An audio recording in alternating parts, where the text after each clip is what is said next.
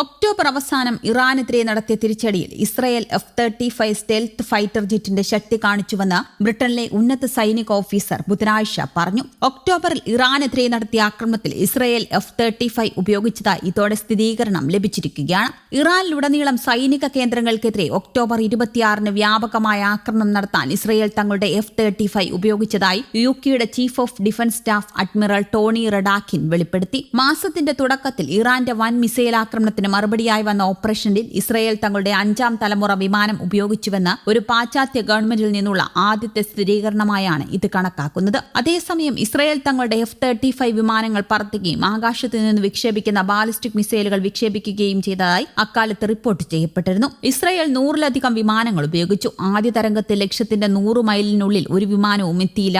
ഇത് ഇറാന്റെ വ്യോമ പ്രതിരോധ സംവിധാനത്തെ ഏതാണ്ട് മുഴുവൻ തകർത്തുവെന്നും റഡാക്കിൻ പറഞ്ഞു. ലണ്ടനിലെ യുണൈറ്റഡ് സർവീസസ് ഇൻസ്റ്റിറ്റ്യൂട്ട് പ്രഭാഷണത്തിലാണ് വെളിപ്പെടുത്തൽ. ആധുനിക പോരാട്ടത്തിന്റെ ആനുപാതികമല്ലാത്ത നേട്ടം ഈ ഓപ്പറേഷൻ തെളിയിക്കുന്നതായി അദ്ദേഹം പറഞ്ഞു.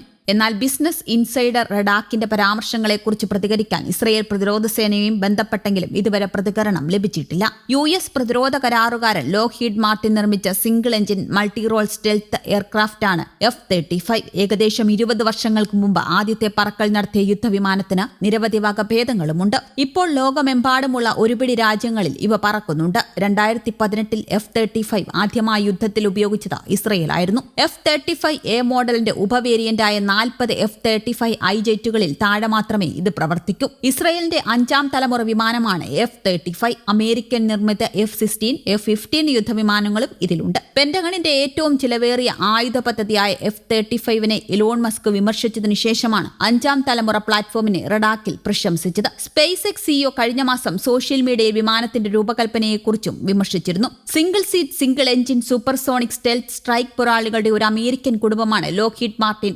F-35 lightning. എയർമേയ്ക്കും സ്ട്രൈക്ക് ദൌത്യങ്ങൾക്കും വേണ്ടി രൂപകൽപ്പന ചെയ്ത ഒരു മൾട്ടി റോൾ കോമ്പാക്ട് എയർക്രാഫ്റ്റ്. ഇതിന് ഇലക്ട്രോണിക് യുദ്ധവും ഇന്റലിജൻസ് നിരീക്ഷണം, രഹസ്യാന്വേഷണ കഴിവുകളുമുണ്ട്. പ്രധാന പങ്കാളികളായ നോർത്ത് ഗ്രൂമൻ, BAE സിസ്റ്റംസ് എന്നിവരുമായുള്ള പ്രധാന F-35 കരാറുകാരാണ് ലോക്ഹീഡ് മാർട്ടിൻ. വിമാനത്തിന് 3 പ്രധാന വകഭേദങ്ങളുമുണ്ട്. F-16, F-18, ഹാരിയർ, ജംജെറ്റ് എന്നിവയ്ക്ക് പകരം വയ്ക്കാൻ ഉദ്ദേശിച്ചുള്ള ജോയിന്റ് സ്ട്രൈക്ക് ഫൈറ്റർ പ്രോഗ്രാമിൽ 2001-ൽ ബോയിങ് X-32വിനെ തോൽപ്പിച്ച ലോക്ഹീഡ് മാർട്ടിൻ X-35ൽ നിന്നാണ് വിമാനം ഇറങ്ങുന്നത്. മറ്റുള്ളവരുടെ ഇടയിൽ നോർത്ത് അറ്റ്ലാന്റിക് ട്രീറ്റി ഓർഗനൈസേഷന്റെ പ്രോഗ്രാം പങ്കാളി രാജ്യങ്ങളിൽ നിന്നും Australia, Canada, Denmark, Italy, Netherlands, Norway, United kingdom എന്നിവയുൾപ്പെടെ അടുത്ത US സഖ്യകക്ഷികളിൽ നിന്നുള്ള അധിക ധനസഹായത്തോടെയാണ് ഇതിന്റെ വികസനത്തിന് പ്രധാനമായും ധനസഹായം നൽകുന്നത്. മുമ്പ് തുർക്കി, മറ്റു പല രാജ്യങ്ങളും വിമാനം ഓർഡർ ചെയ്തിട്ടുമുണ്ട്. F-35 ആദ്യമായി 2006-ൽ പറന്നു. 2015 ജൂലൈയിൽ US മറൈൻ ക്രോപ്സ് F-35Bയുമായി സേവനത്തിൽ പ്രവേശിച്ചു. തുടർന്ന് 2016 ഓഗസ്റ്റിൽ US എയർഫോഴ്സ് F-35യും 2019 ഫെബ്രുവരി US നേവി F-35Cയും 2018-ൽ ഇസ്രയേൽ വ്യോമസേനയാണ് ഈ വിമാനം ആദ്യമായി യുദ്ധത്തിൽ ഉപയോഗിച്ചത്. 2044-ഓടെ 2456 F-35 വിമാനങ്ങൾ വാങ്ങാൻ US പദ്ധതിയിടുന്നുമുണ്ട്.